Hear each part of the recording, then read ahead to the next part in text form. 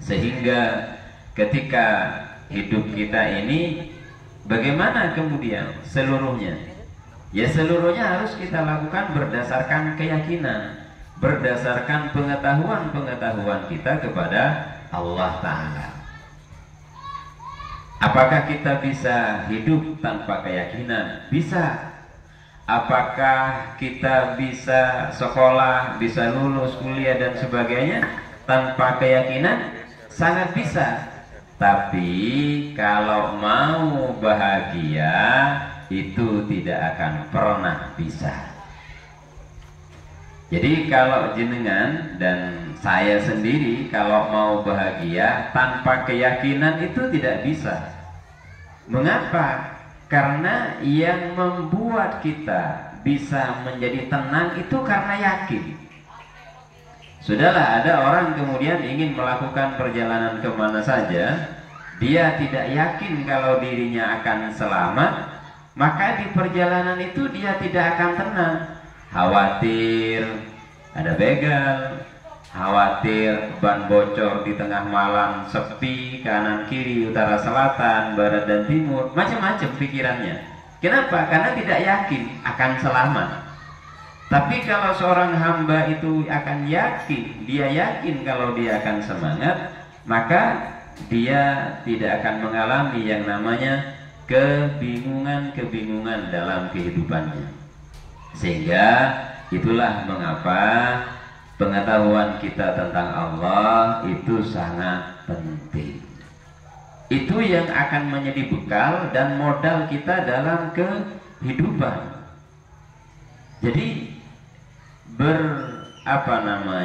beriman kepada Allah itu tidak hanya sebagai sebuah konsep, tidak hanya sebagai sebuah pengetahuan, tapi bagaimana iman itu menjadi landasan amal perbuatan kita dalam kehidupan sehari-hari. Ya, ini yang harus kita bawa. Contoh, kita punya uang umpamanya sebanyak 100.000. Kalau orang yang yakin kepada Allah, orang yang percaya kepada Allah bahwa dalam setiap hak kita itu ada hak orang lain, maka kemudian kita berbagi dengan itu semua. Prosentase yang kita berikan, apakah 1%, 10%, 25% sampai 500% misalkan, itu bisa sesuai dengan keyakinan yang ada pada kita. Nah, di situ pentingnya cahaya iman. Jadi cahaya itu ibarat ruangan. Kalau ruangan itu awalnya gelap, kemudian diberikan yang nama cahaya, diberikan yang namanya terang, maka orang yang ada di dalamnya itu bisa melihat, termasuk bisa melihat kepada dirinya sendiri. Kalau kita ada di dalam kamar yang awalnya gelap, terus kita nyalakan lampu sehingga kemudian ada cahaya. Ketika ada cahaya, kita bisa melihat sekeliling dan bisa melihat diri kita sendiri. Artinya apa? Kalau kita batinnya, kolbunya belum memperoleh cahaya, maka kita tidak akan tahu siapa kita sebenarnya. Apakah kewajiban kita sebenarnya di hadapan Allah? Kalau kita sadar dan paham bagaimana kewajiban-kewajiban kita di hadapan Allah, maka itulah yang disebut dengan manusia. Jadi manusia itu adalah sisi batin kita, bukan sisi dohirnya kita, seperti itu. Jadi kalau kita menginginkan bagaimana caranya untuk menghidupkan kolbu itu, sebagaimana yang tadi, jauhi kegelapan. Apa wujudnya kegelapan? Wujudnya kegelapan itu diantaranya adalah maksiat. Maksiat itu apa? Ya pelanggaran. Pelanggaran terhadap apa? Pelanggaran terhadap apa yang telah menjadi ketentuan Allah buat kita bersama. Kalau orang bicara maksiat, yang terbayang itu kadang dosa-dosa besar, durhaka kepada orang tua umpamanya, syirik billah dan sebagainya. Dan yang paling menakutkan itu adalah syirkul khafi, syirik yang samar. Apa syirik yang samar? katanya beliau, yaitu ar-riya. Kenapa orang itu kalau dengan riya, orang riya itu berbuat bukan karena Allah, tetapi berbuat karena makhluknya Allah Ta'ala. Kemudian yang kedua apa yang harus dihindari atau dikendalikan? Syahwat. Syahwat atau keinginan-keinginan yang akan membuat kita lalai dari Allah Subhanahu wa Ta'ala, seperti itu. Jadi itulah kemudian kenapa manusia itu dalam hidup harus punya 4 hal itu. Jadi kurangi keinginan, pengharapan, menunggu, dan merencanakan. Rencana boleh sebagai roadmap ya, sebagai panduan kita melakukan sesuatu. Tapi ingat, jangan bersandar kepada rencana kita sendiri. Karena katanya orang Arab, an-nasu bitafkir wallahu bitakdir. Allah itu yang menentukan, kita hanya sebatas rencana saja. Maka ketika kita belajar bagaimana memperbaiki kualitas keimanan kita, yang pertama adalah pelajari apa sebenarnya manusia dan apa yang menjadi kewajibannya manusia. Kenapa manusia itu yang harus dipelajari? Karena yang menghadap kepada Allah, yang menyembah kepada Allah, manusia, bukan badan.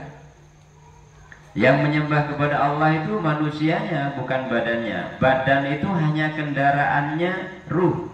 Jadi yang menyembah itu sejatinya adalah ruhnya manusia atau kolbunya manusia, itu yang sejatinya menyembah. Maka kalau kita kemudian bicara menyembah, kadang kita tanya bagaimana caranya menyembah. Caranya menyembah itu adalah dengan sholat, mulai dari takbiratul ihram sampai seterusnya.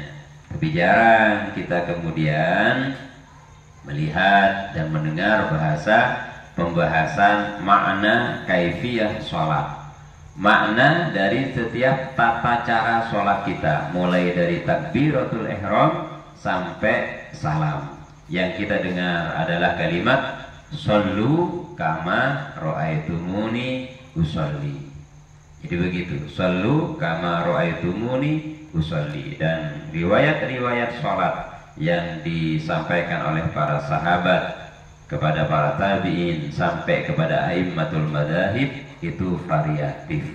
Karena variatif, maka kita kembali kepada madhab mana yang kita ikuti. Karena kita madhabnya al-Imam Asy-Syafi'i, maka seluruh kaifiyah kita juga mengikuti Imam Asy-Syafi'i. Jadi berlatih secara zahiran, tetapi jangan lupa secara batinan juga berlatih. Mengapa? Kalau kita lapar, kita bingung cari makan. Kalau badan yang lapar, perut yang lapar, kita bingung cari makan. Masalahnya adalah ketika ruhani lapar, kita kok nggak merasa lapar. Itu yang agak susah itu. Ruhani kita lapar sebenarnya kan begitu, tapi kita nggak merasa lapar. Buktinya kita tidak tertarik untuk baca buku, untuk membaca, untuk mengkaji, kita tidak tertarik. Bahkan menambah wawasan-wawasan pengetahuan, kita tidak tertarik. Kenapa? Berarti ruh kita diselimuti oleh yang namanya nafsu. Jadi ruh itu dilapisi oleh nafsu, dilapisi oleh akal, dilapisi oleh qalbu, baru kemudian inti daripada ruh itulah yang disebut dengan sir. Nah, sir itu kalau bahasa kita, bahasa orang Jawa itu namanya jati diri. Nah, itu. Makanya bahasa man arafa nafsah itu, nafsahu itu adalah jati diri. Maka untuk sampai kepada jati diri, hancurkan nafsunya, hancurkan akalnya, hancurkan kolbunya, berkemudian bagaimana hancurkan pengaruh-pengaruh jasmaninya sampai kepada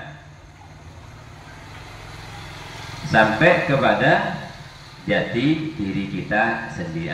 Jati diri itu yang sholat tidak akan pernah berhenti.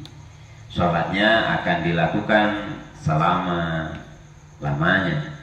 Sebagaimana para malaikat Allah ketika diperintahkan sujud, selamanya beliau akan sujud kecuali Allah Ta'ala menghendaki dia berubah gerak. Nah, jadi itu. Maka setelah ini kita lihat bagaimana cara menundukkan atau menghancurkan hawa nafsu yang ada pada diri kita. Mungkin ada yang ditanyakan, silakan.